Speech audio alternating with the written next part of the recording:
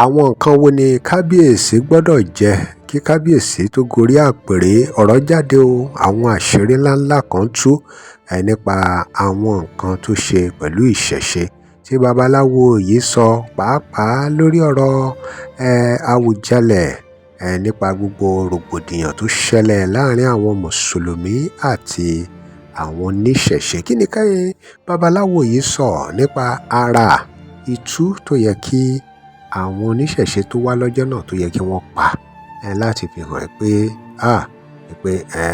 wọ́n ń bẹ ẹ̀yin èèyàn wa. Ọ̀rọ̀ yìí lágbára o, kódà ọ̀rọ̀ yìí kan Olúwo, kábíyèsí Olúwo. Kí ni babaláwo yìí sọ nípa kábíyèsí Olúwo? Kí ni àwọn nǹkan tó sọ wípé kò yẹ kó rí bẹ́ẹ̀ nílẹ̀ Yorùbá? Kí la àwọn agbára tí wọ́n ní ó ṣì ń bẹ nílẹ̀ Yorùbá? Ọ̀rọ̀ yìí kún fún àwọn àṣírí tí babaláwo yìí tú. Ẹ gbọ́ ohun tí wọ́n sọ.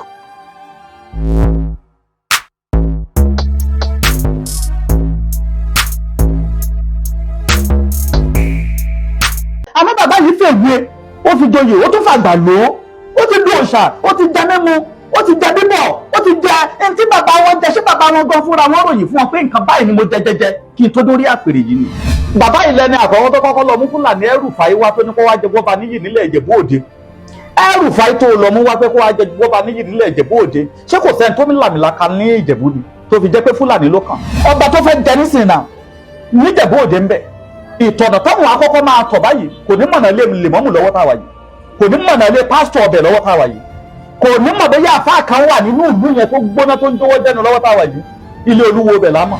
A gbé òkú wọn fún àwọn wèrè, fẹ́ gbé lọ kẹ́ lọ sún jẹ, fẹ́ gbé lọ kẹ́ lọ gé orí ẹ̀ kẹ́ lọ gé apá. Irú bàbá Awùjalẹ̀ tó sáàbì ìlú ẹ̀.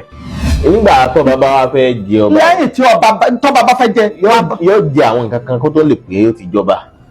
Kò á jẹ nǹkan kan, ẹni tí ò jọba gan náà ń jẹ nǹkan. Bẹ́ẹ̀ni ṣe dúró yìí sìn, aṣá ni tẹ́yìn náà ṣá ń jẹ.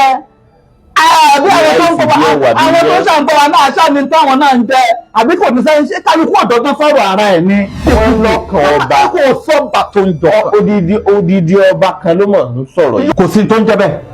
Tó bá ní pé ẹrù tó wà lára ẹ̀ tí ó gbé lẹ́ǹkan. ẹrù tó wà lára ẹ̀ tá gbélé ni ẹrù ọba àkọ́kọ́ tó jẹ́ ká máa pè ní àlẹ́ ìbá èèyàn ló wà lẹ́yìn orò tí wọ́n ń pè lóró èèyàn wà lẹ́yìn ọba tí wọ́n ń pè lálẹ́ ìbá. Lédè kan kì í ṣe pé bóyá wọ́n fẹ́ yọ nǹkan lára Awùjalẹ̀. Kò sí ń tó fẹ́ jọ lára ọba. Pé kí ọba mi ta jẹ́ lè rí nǹkan jẹ. Àwọn ẹrù tó wà lára bàbá fẹ́ yọ.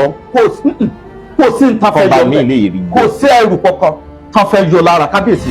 Agbára ṣì wà nílẹ̀ kóòtù òjíire bí àmọ́ àwọn tó ń gbé dání gẹ́gẹ́ wọn ì jáde sọ̀rọ̀. Kò dá kán lọ bá babaláwo kán má tiẹ̀ rí pàápù lára ẹ̀. Ẹranko burúkú ńlé mi ń bọ̀ kò yí ọmọ ọdẹ. Ẹ wo orú ìjọ tí irú ọ̀rọ̀ yẹn ṣẹlẹ̀. Tán ní gbogbo awo gbé ẹni lé ẹran. Kò yẹ kó tán lẹ́nu, ó yẹ kó ṣẹ́kù síkùn ni. Tá bá da oyin sílẹ̀ nírú ọjọ́ náà, wọ́n á padà wá bẹ̀ wọ́n tẹ̀bẹ̀tẹ̀bẹ̀ tá ń gbà pẹ́lẹ́ ni. Tá bá dòjò síta tán ní kójú má jẹ́ ká rókù sí. Kójú ọ̀rọ̀ látòdìdí ọjọ́ méje kó sì máa rọ̀ kínú kòtò omi tán fẹ́ sìnkú sí. Kíbẹ̀ di kìkì àgbàrá odò kìkì àgbàrá omi. Ẹrù ayé tó wà lára bàbá bó sọ kalẹ̀. Bàbá yìí jẹ ọba ni. Ó borí àpèrè ni. Torí pé wọ́n bá kápèrè ṣe kó tó gùn ún. Wọ́n sín gbẹ́rẹ́ adé fún kó tó de. Abẹ́gbọ́ wọ́n fàṣẹ ọba sí lẹ́nu kó tó di pé ó lè pàṣẹ. Kì í ṣe pé wọ́n á yọ nǹkan kan lágọ̀ọ́ ara ẹ̀. Àmọ́ kó tó di pé wọ́n lè sìn. Ó láwọn odù mẹ́rìndínlógún tó yẹ kó bá wọlé. Àwọn ẹni tó wá olóògbóni ni wọ́n. Ọ̀tọ̀ lògbóni, ọ̀tọ̀ lọ́lọ́ṣun, ọ̀tọ̀ lónífá. Ìgbà tó o ti borí àpèrè ẹnì, o ti bẹ̀rù ayé sára. Èyí tó náà Ràṣídì Olúwo, ẹ wo àwọn bàbá àgbàlagbà tí wọ́n ń dọ̀bálẹ̀ kú sójú wọn lọ ni. Ẹrù ayé wà lára tòun náà wọn ò tí ì mọ̀ ni. Àní nǹkan ṣàgbà ńlé mọ́, kálukú wa ń pera wa láwo ni. Kò sẹ́ni tó ní nǹkan wí bẹ́ẹ̀ jẹ́ bẹ́ẹ̀ lọ́wọ́ àràmọ́. Irú ọ̀rọ̀ tó ṣẹlẹ̀ ń gbẹ̀yìn sẹ́ẹ̀, ká ní wọ́n fi oyin dání. Ká ní wọ́n fi nǹkan ní ìbáwọn jà ń bẹ̀ ni, àbí lẹ́sẹ̀kẹsẹ̀ wọ́n sọ̀sọ́ dòrú ń bẹ̀ ni. Kọ̀rọ̀ nílé awo tẹ́ ń sọ yìí, ó máa padà dá wàhálà sáwo lọ́rùn. Kò sí tí ò jẹ́ ká wo ṣiṣẹ́ ní gbàgede níta gbangba. Gbogbo àwọn àfáàtọ̀ múra tónítóní yìí, íńtánẹ̀tì mẹ́rin tapo lé lórí ó dògùn lọ. Á dẹ̀ múra ẹ̀ tónítóní, á dá àtọ́ bá jáde. Àwọ̀ àgbádá ẹ̀ á sun wọn, á ṣe rí, á ṣe bá jókòó.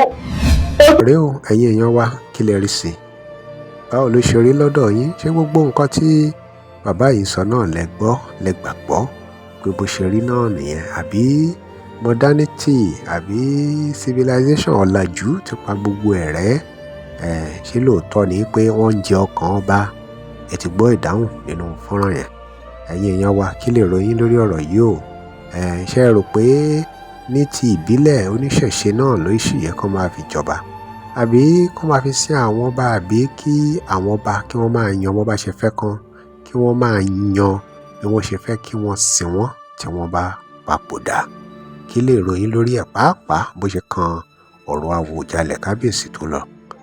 Drop comment and remember to like, share and follow us. Thanks for watching. I love you. Follow ọjà pé WhatsApp number PG.